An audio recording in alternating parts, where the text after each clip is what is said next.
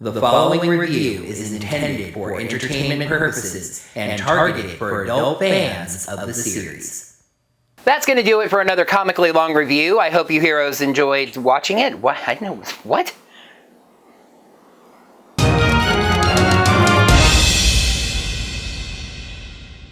Hello there, heroes. I'm the Orange Ranger, and welcome to another comically long review. First things first, you may notice that I am in the old logo variant uniform this time around. A little confusion with the laundry I was doing led to the newer shirt still being in the wash as I was recording this video. But I've always kind of liked this one a lot too, so that's not a big problem.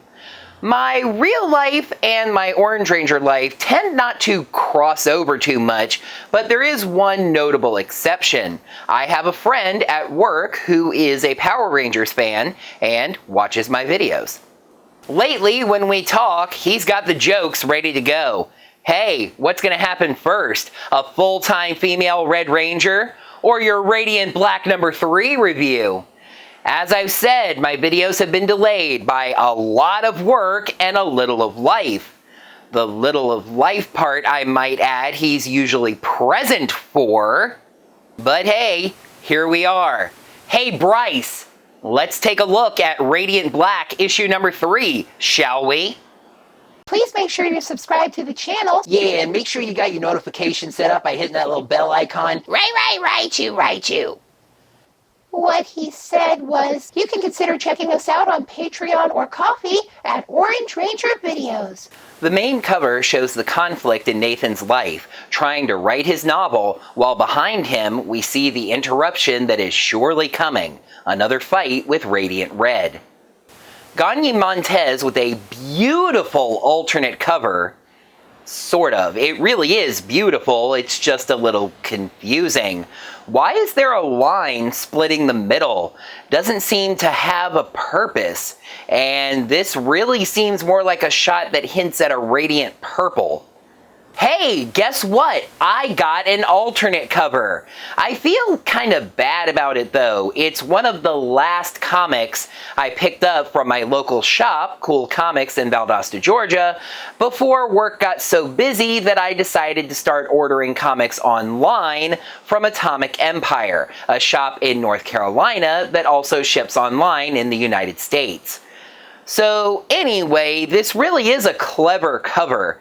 It's very similar to me typing this script actually. It's a document file open with the intro, a novel by Nathan Burnett, and Chapter 1, with the Mac folder Radiant Black #3 and documents titled Kyle Higgins / Marcelo Costa and with Becca Carey.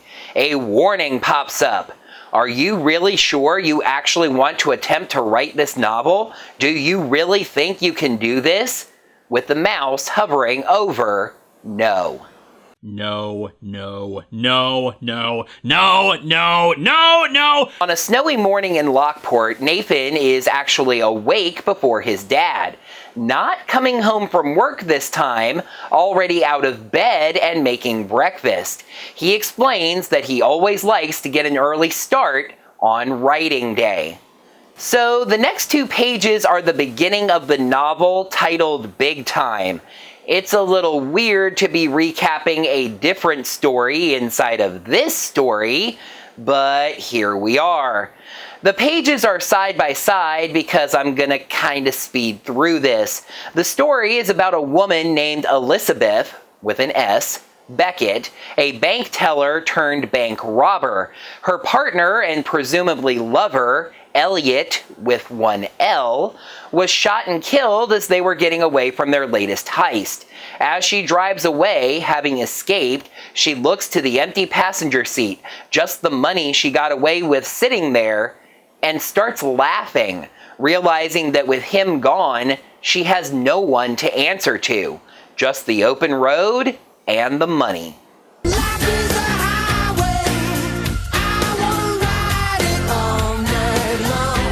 Nathan thinks about the story, which he actually started writing 4 years ago, how it's a neat moment in time, but he doesn't know where it's going.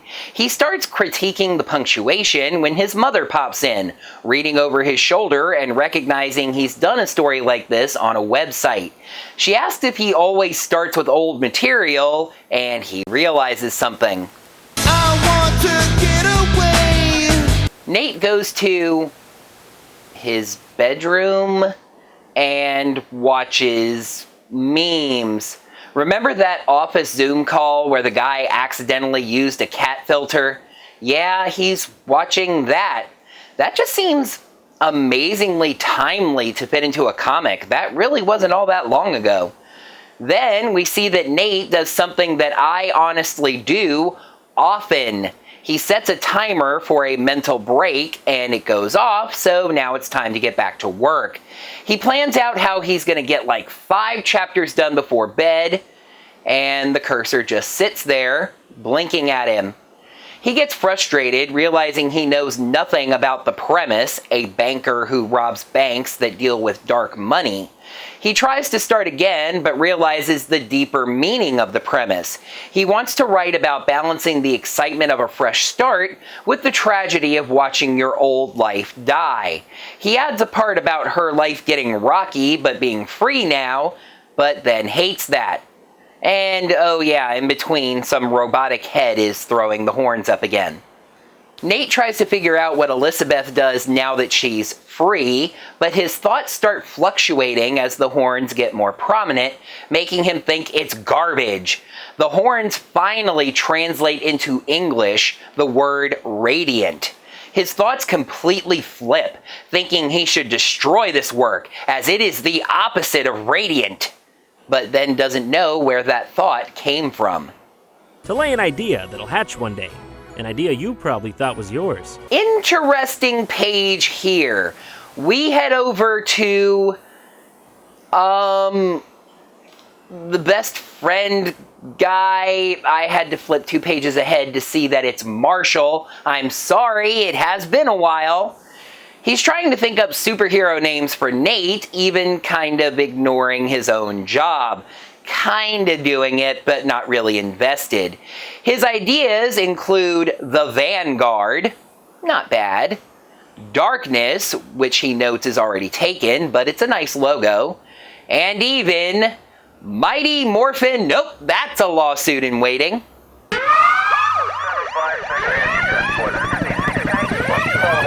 Nate ribs him for not really doing his job, but he tells Nate what he's doing. Nate asks how he's suddenly a superhero, but Marshall points out the suit, the powers, even returning the stolen bank money.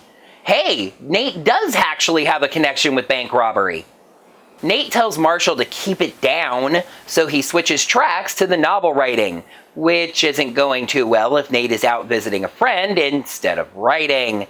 He pitches in the word radiant, which leads Marshall to the perfect name, Radiant Black. Roll credits. Nate's not terribly impressed. It's not as punchy as Batman, but hey, what is?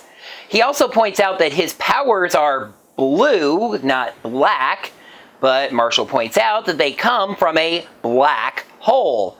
Nate has other arguments that honestly don't really make any sense, but the point is moot, as Marshall has registered the social media and made the first tweet, taking credit for returning the stolen bank money.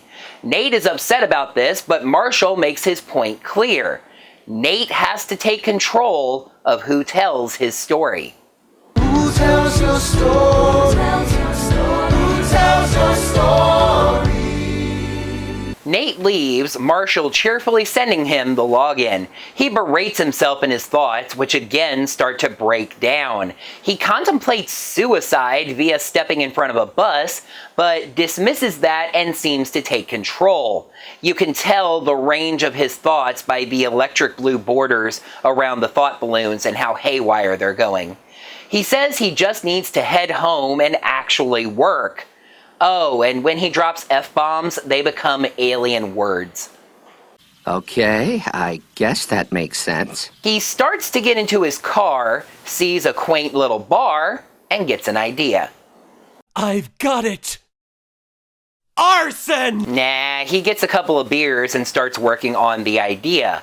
What he has is backstory that, by the by, sounds suspiciously like his, gaining new skills and wanting to give back with them, but it starts to wander into a CBS procedural drama. This page is quiet but interesting. Nate thinks how this was only ever supposed to be a short story, while on the TV on the wall, the news is reporting on Radiant Black hitting social media. He suddenly gets an idea and starts writing, beginning with the phrase, "Elizabeth Beckett didn't recognize her life." Suddenly, Nate is back home and writing away, saying this is actually working. But when we see the screen, he's typing entirely in alien language. Then there's a whistle, and the room explodes open. Someone talks to him in alien, and it's Radiant Black, but now sporting a spiffy white cape and popped collar. He grabs Nate and flies over the city, Nate demanding to know why he's doing this. When he finally speaks in English, he says he is what Nate will never be. Worthy of breathing. Well, he says worth breathing, which really doesn't make sense. But anyway, he reveals that he is Nate, maybe a future Nate with a beard. He drops Nate down towards the city, and of course, it was all a dream.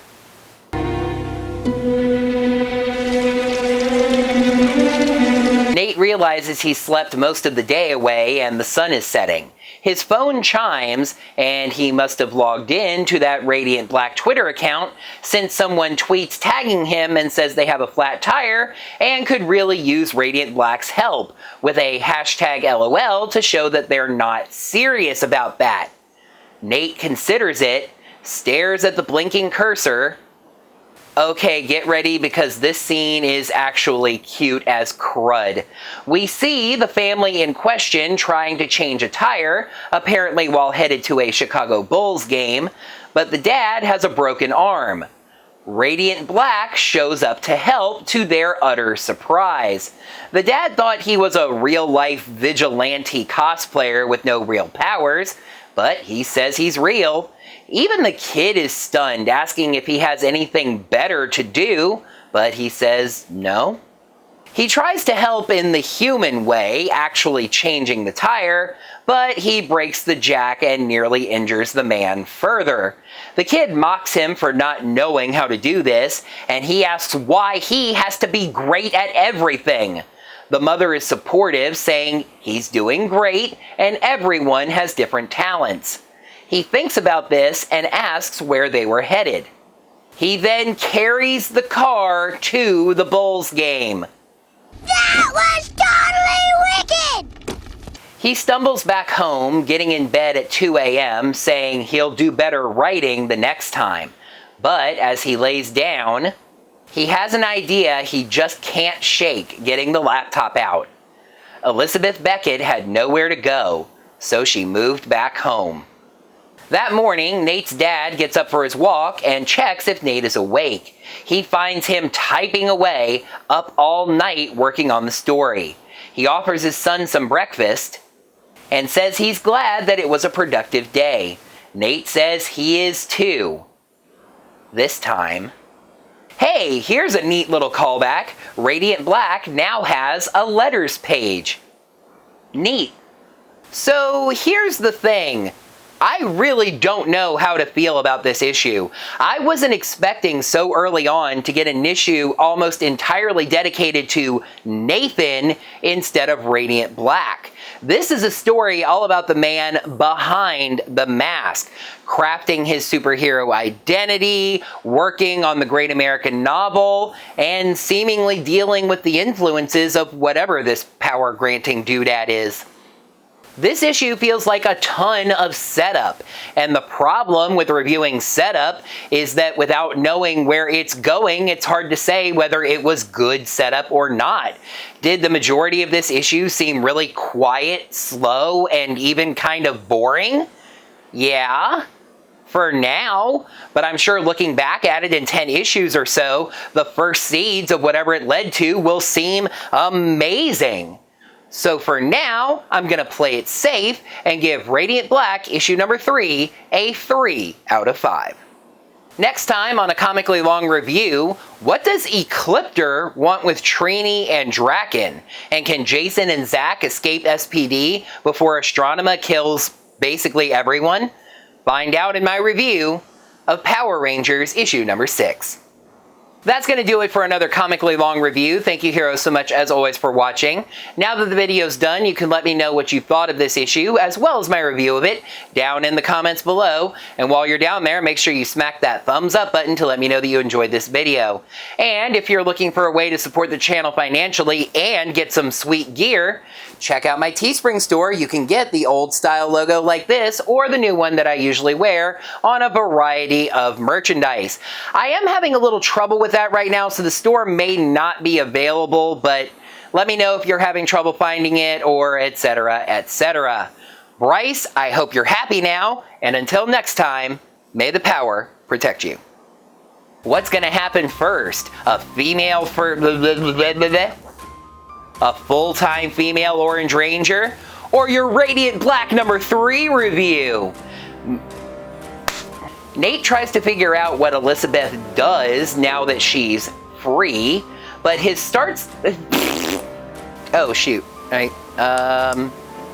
Teespring. Yeah, I'll do it again. I knew I forgot something.